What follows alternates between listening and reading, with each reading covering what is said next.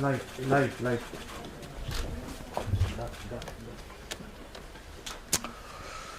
Most welcome to this press conference after my meeting with the Romanian Prime Minister, Nicolae Ciucă. And dear Nicolae, most welcome to Stockholm. Your first visit to Stockholm. Most welcome. Allow me, first of all, to extend my very warm congratulations to our friends in Finland. After the ratification of their NATO membership application in the Turkish parliament last night, they will soon become full NATO members. We started this important journey together 1 year ago, immediately after the Russian full-scale invasion of Ukraine. Sweden and Finland will both make the alliance stronger. Of course, Sweden and the other 28 NATO allies who have already ratified us would hope that we could have taken also the final steps together with Finland. And we are very grateful in Sweden for this strong support from future allies. I thank Romania for the fast ratification of Sweden and Finland. And as I have said before, to ratify is a national decision, and only Turkey and Hungary can take Turkish and Hungarian decisions. So let me finally echo the Finnish President Sauli Niinistö when he says, "We look forward to welcome Sweden as a member as soon as possible." The main topics for our discussions today have of course been European security and our strong and united commitment to Ukraine. But we've also discussed the serious situation in Moldova, courageously fighting against Russian interference. We've discussed European migration policy and, of course, the Schengen enlargement. There is an obvious momentum right now to take important steps forward in European migration policy. Sweden and Romania are working together on these issues. Over the last year, we've had some 10 Swedish staffers working at the Frontex and the EU Asylum Agency in Romania. We very much appreciate Romania's commitment to and improve migration management, not least including the new pilot project between Romania and the European Commission on best practices for return procedures and for border control. Concrete steps have also been taken the past few months at the EU level on external border control, the safe countries concept, and on progress in the Migration Pact, which is the big lawmaking package now being negotiated with and between the EU institutions. We all know that the external borders of the EU are extremely important to be able to keep our internal borders open, which takes us to the second of today's topics, the Schengen area. The Swedish EU presidency is promoting a constructive dialogue with Romania, Bulgaria, Austria and the Netherlands on the Schengen enlargement. Most recently yesterday, of course, when I met with the Austrian Federal Chancellor Karl Nehammer here in Stockholm. And it is my strong belief that we need to improve the trustworthiness in the European external borders and increase the number of people who actually leave and return after a negative asylum decision. This will also facilitate Schengen enlargement. The Swedish government's position is that Romania fulfills conditions for joining Schengen. Finally, before handing over to you, Nicolae, I would like to add that we really appreciate Romania's commitment to air policing in the Baltic states for the upcoming months. As future allies, let me underline our Swedish preparedness to do the same air policing in the Black Sea once we are full members of NATO. Thank you, Nicolae. Thank you very much, Mr. Prime Minister, dear Wolf. Thank you very much for your very kind words and your very good hospitality, and I do really appreciate what we have discussed during our meeting. It's a great pleasure for me to be in Stockholm today, especially considering that this visit takes place during the Swedish presidency of the EU Council. In fact, this is also the first bilateral visit at Prime Minister level in almost 2 decades. However, sometimes partnership and trust between nations is not reflected only in the number of visits, but in concrete gestures of confidence. Should I recall that Sweden was the first Scandinavian nation to ratify Romania's accession to the EU? Or should I point that Romania has been amongst first allies to ratify the NATO accession protocols of both Sweden and Finland? And I'm using this opportunity also to congratulate Finland for this very important step. I think these examples are to prove that in Bucharest and Stockholm we understand what is important for each other, for our citizens, but also for a secure and prosperous Europe.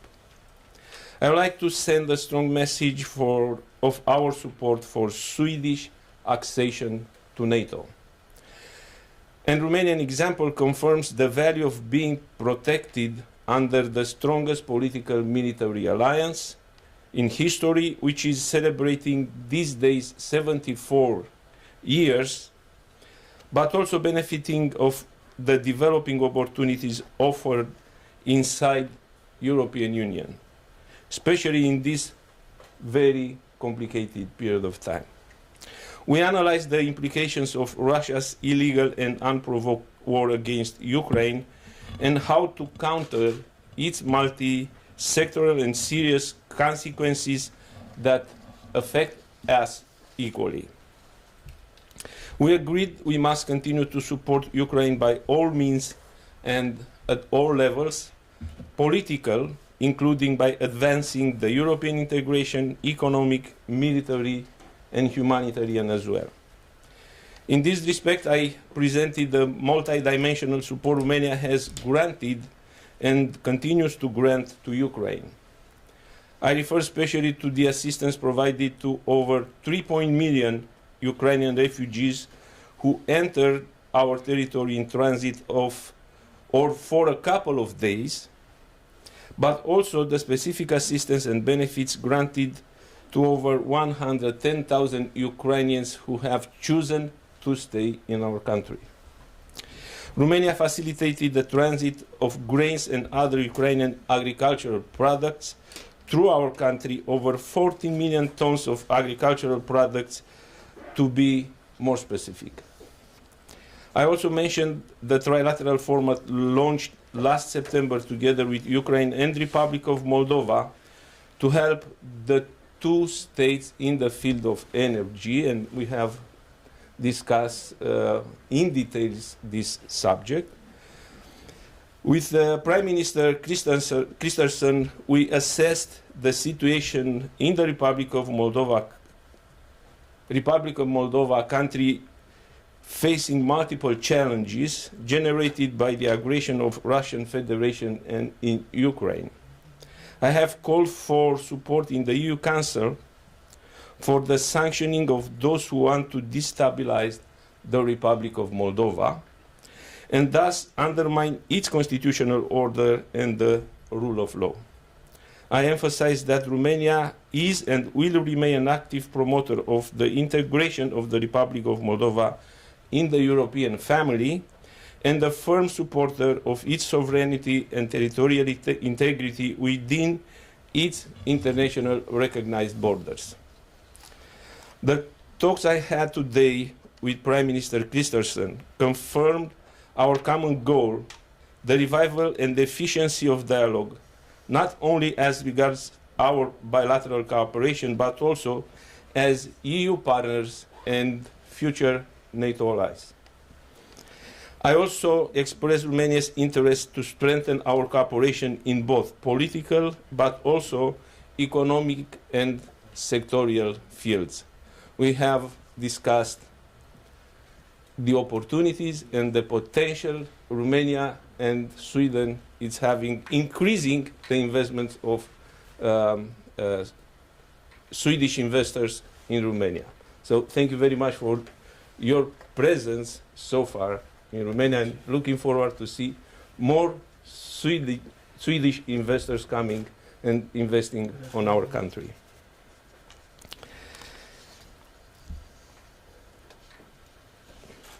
I underline that Swedish investments, as I said, in the automotive industry, medical technology and health infrastructure, agriculture industry, and that's very important taking into account the Romanian agricultural potential, are both needed and welcomed. We are open to develop the cooperation in all these sectors.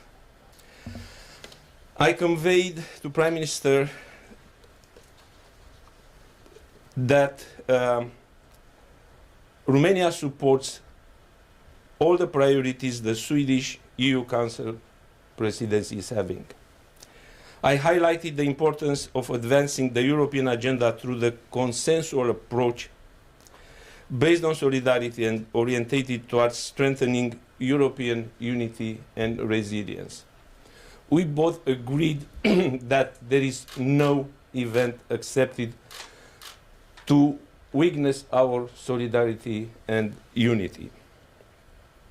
As one of the topics on European agenda is migration, although Romania is not part of the problem, we definitely want to be part of the solution. Romania is already responsibly protecting the second largest border of the European Union, which is repeatedly confirmed by the European Commission, relevant agencies, and the EU member states. We recently decided to join the pilot project managed by European Commission as a best practice model in dealing with migration.